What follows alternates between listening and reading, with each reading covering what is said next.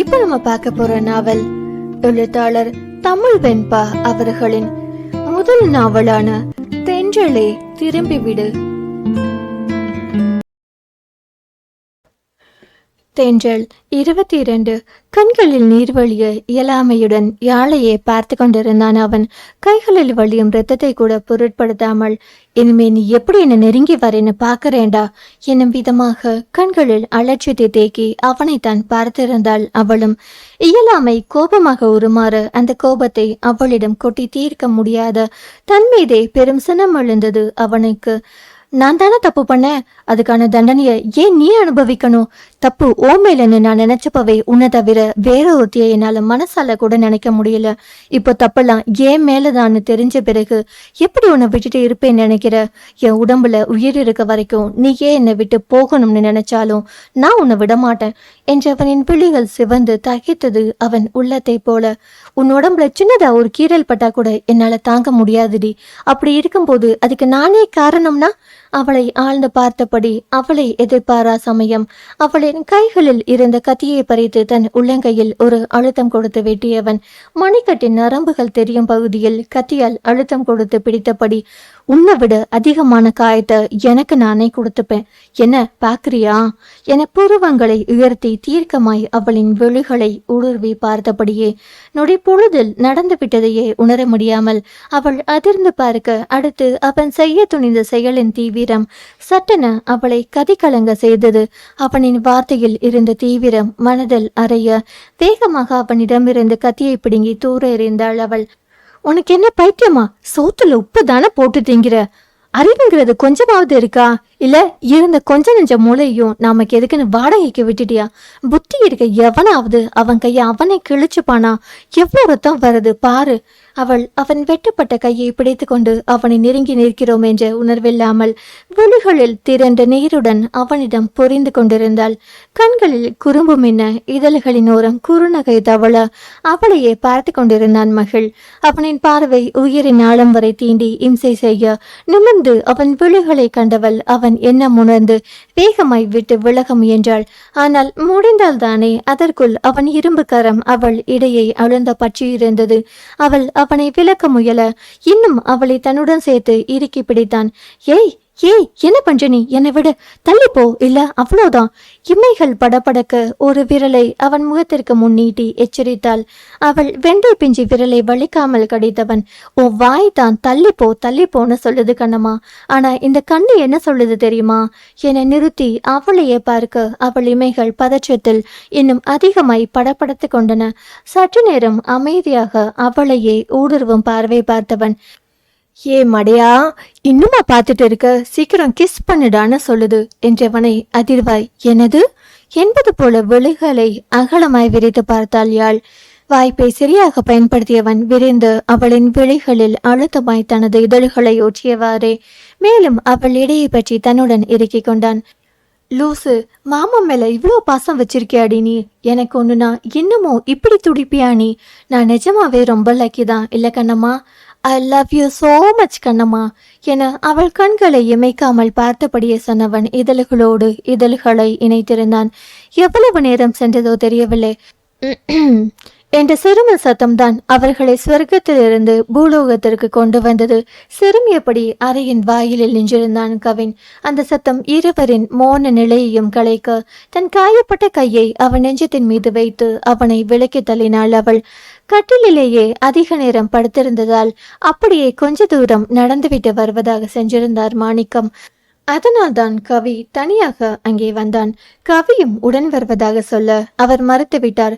பின்னே மீசையை முறுக்கி விட்டு கொண்டு சிறிது நேரம் கூட ஒரு இடத்தில் அமராமல் சுறுசுறுப்பாக சுற்றி கொண்டிருந்தவரை ஒரு வாரமாக ஒரே அறையில் அடைத்து வைத்திருந்தாள். அவரும் என்னதான் செய்வார் பாவம். நான் தப்பான நேரத்துல வந்துட்டேனோ, நான் வேணா போயிட்டு பொறுமையா அரை மணி நேரம் கழிச்சு வரட்டுமா என்றான் மகளை நெருங்கி கிசுகிசுப்பான குரலில். என் வாயில வண்ண வண்ணமா வந்துட போகுது சனியன. அதான் சிவ பூஜையில கரடி மதி வந்து தொலைச்சிட்ட இல்ல, அப்புறம் என்ன இருக்கட்டுமா போகட்டுமான்னு கேள்வி கேட்குற? போ போய் எங்கேயாவது விழுந்து செத்து தொலைனா கேட்கவா போற என யாழ் அவனிடமிருந்து பிரிந்ததினால் வந்த மொத்த எரிச்சலையும் அவன் மீது கொட்டினான் மகள். நான் சாகிறது இருக்கட்டும், 2 பேரும் கையில என்னடா ரத்தம்? இப்படியே இருந்தா நீங்க 2 பேரும் போய் சேர்ந்துட்ட போறீங்க. இதை வச்சுக்கிட்டு தான் ரொமான்ஸ் பண்ணீங்களாக்கும் நொடித்து கொண்டான் கவி. அது இல்லடா, அவ ஆப்பிள் கட் பண்ணிட்டு இருந்தா, அது தெரியாம அப்படியே கை கட் பண்ணிடுச்சு என்றான் சமாளி பையன் மகள். ஏண்டா என்னை பார்த்தா கிறுக்கு பையன் நெத்தில எழுதி ஒட்டி இருக்கா? எங்க அப்பா 2 வயசுலயே எனக்கு காது குத்திட்டாரு மச்சி, நீ திரும்ப குத்தாத. அது எப்படிடா 2 பேத்துக்கும் சேர்த்து வெட்டும்? ஆப்பிள் வெட்டினீங்களா இல்ல அருவா வச்சு பலாப்பழத்தை பொழந்தீங்களா என்றான் கடுப்பாய் கவி. இப்ப எதுக்குடா நொய்யுங்கிற? நாங்க பலாப்பழத்தை பொழக்கிறோம் இல்ல பாயாசம் குடிக்கிறோம், உனக்கு என்னடா வந்துச்சு? ஏன் மச்சி கேட்க மாட்ட? நண்பனாச்சே, உயிருக்கு போராடுறியே, என்ன ஏதுன்னு கேட்போம்னு வந்தா ரொம்ப தான் பண்ணுற. இப்ப கொஞ்சம் கொஞ்சமா என் உயிரை வாங்குறவனே நீதாண்டா. அவ்வளோ அக்கறை இருக்கிறவன் எதுக்குடா மசன்னு பேசிட்டு இருக்க? போய் டாக்டரை கூட்டிட்டு வா போ. எதுக்கு? நான் அப்படி போன உடனே நீங்க திரும்பவும் இப்படி உங்க ரொமான்ஸ் ஆரம்பிக்கவா என்றான் கவி. நீ எனக்கு என்ன மாமியாரா? இல்ல உனக்கு கொஞ்சம் கூட அறிவில்ல? எதுக்குடா உனக்கு இந்த பொறாம என்றான் முறைத்து பார்த்தபடியே மகள். அதற்குள் மதி போன் பேசி முடித்து அங்கே வர, ஐயோ அத்தா, உங்களுக்கு கொஞ்சமாவது அறிவு இருக்கா? 2 பேருக்கும் ரத்தம் வருது, நீங்க என்னடானா நின்ன சாவகாசமா கதை பேசிட்டு இருக்கீங்க என்றாலே பார்க்கலாம். அது என்ன, எல்லாருக்கும் எனக்கு அறிவு இருக்கான்னு அப்படி ஒரு சந்தேகம். என்னமோ போறேன்னு சொன்னவன நான் தடுத்து நிறுத்தி கதை பேசிட்டு இருக்கிற மாதிரி சொல்ற என்றான் கவி. அவர்கள் பேசிக்கொண்டே இருக்க மாணிக்கமும் மற்றவர்களும் ஒருவர் பின் ஒருவராக வந்துவிட்டனர். பிறகென்ன, காலை நேர பரிசோதனைக்காக வந்த டாக்டரை அவர்கள் அறையை தேடி வந்துவிட அருகில் இருந்த செவிலியரை கூப்பிட்டு காயத்தை சுத்தப்படுத்தி மருந்திட சொன்னார். இந்த சின்ன காயத்துக்கெல்லாம் கட்டு போட வேண்டாம், மேம்க்கு தான் கொஞ்சம் ஆழமா இருக்கு, அவங்களுக்கு போட்டா போதும் என செவிலியர் எவ்வளவோ சொல்லியும் கேட்காமல் வம்படியாய் கையை ஒடிந்தது போல் பெரிய அளவுக்கு ஒரு கட்டு போட சொல்லி வலியை முகத்தில் பிரதிபலித்தபடியே அப்பாவியாய் யாழின் அருகில் சென்று நின்று கொண்டான் மகள்.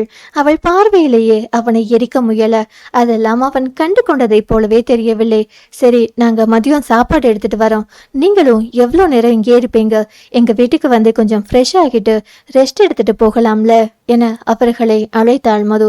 ஆமாண்டா, நீங்களும் எவ்வளோ நேரம் என் மூஞ்ச பார்த்துட்டு பக்கத்திலேயே உட்கார்ந்துருப்பீங்க.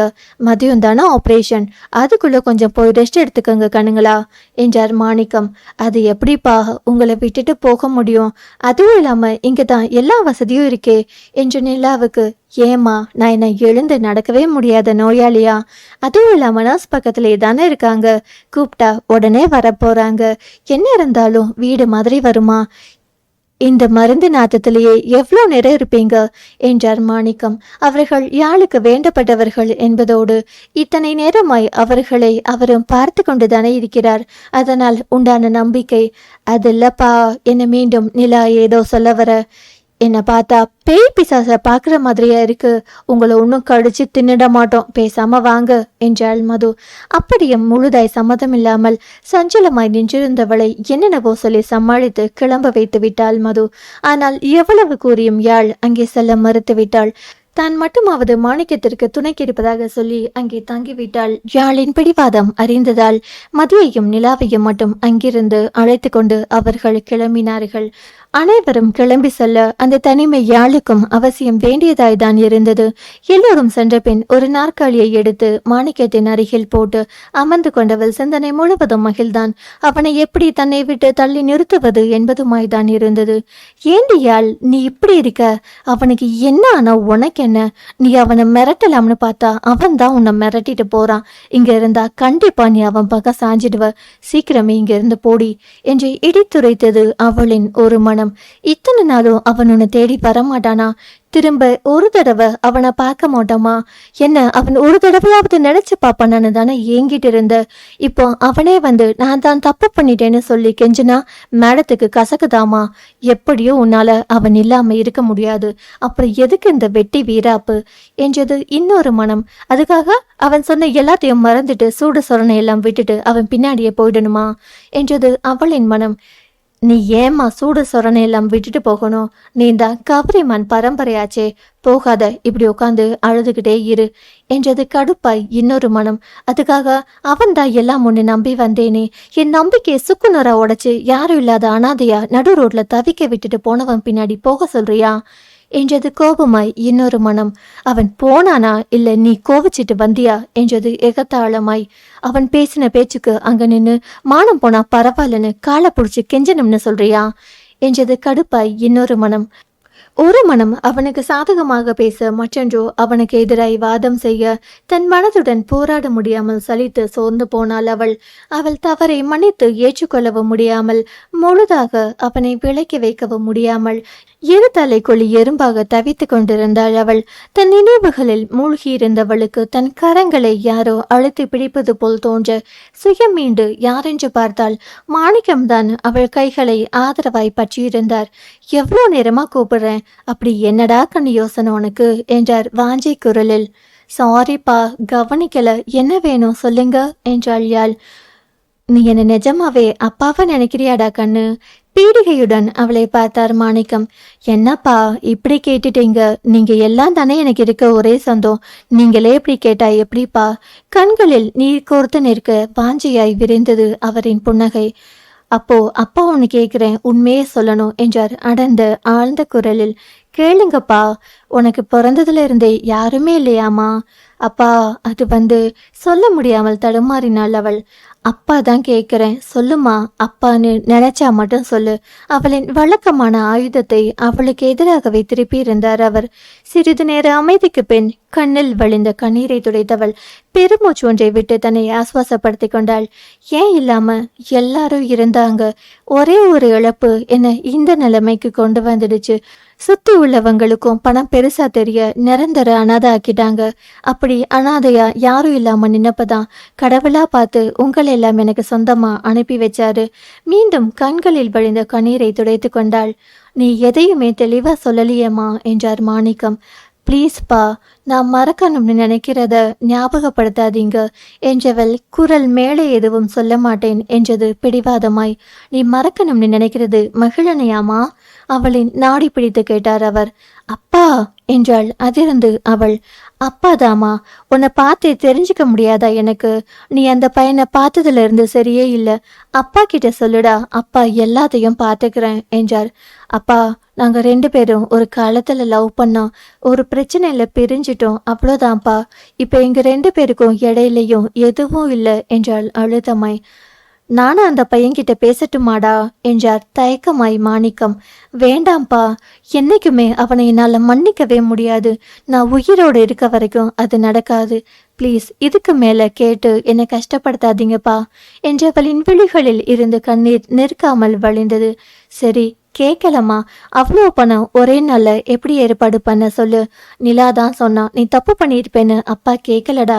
எங்கேயாவது கடன் வாங்கி இருந்தா சொல்லுடா. நீ அதை கட்ட தனியா கஷ்டப்பட வேண்டாம். நான் கடன் வாங்கலப்பா. என் கல்யாணத்துக்கு சேர்த்து வச்ச நகையெல்லாம் இங்க இருக்க ஒரு பேங்க் லாக்கர்ல தான் இருந்துச்சு, அதை வித்துட்டேன். ஏமா அப்படி பண்ண? அது நாலு பின்ன உனக்கு உதவியா இருந்திருக்கும்ல. அந்த பணம் இருந்தா போற உயிரை தடுக்குமா? என் வாழ்க்கையில இனிமே நான் யாரையுமே இழக்க தயாரா இல்லப்பா. ப்ளீஸ், நீங்க ரெஸ்ட் எடுங்க. தேவையில்லாத எதையும் யோசிச்சு மனசை போட்டு குழப்பிக்காதீங்க. மதியம் ஆபரேஷன் இருக்கு என்றவள் அவர் கையை விலக்கி கொண்டு எழுந்து விட்டாள்.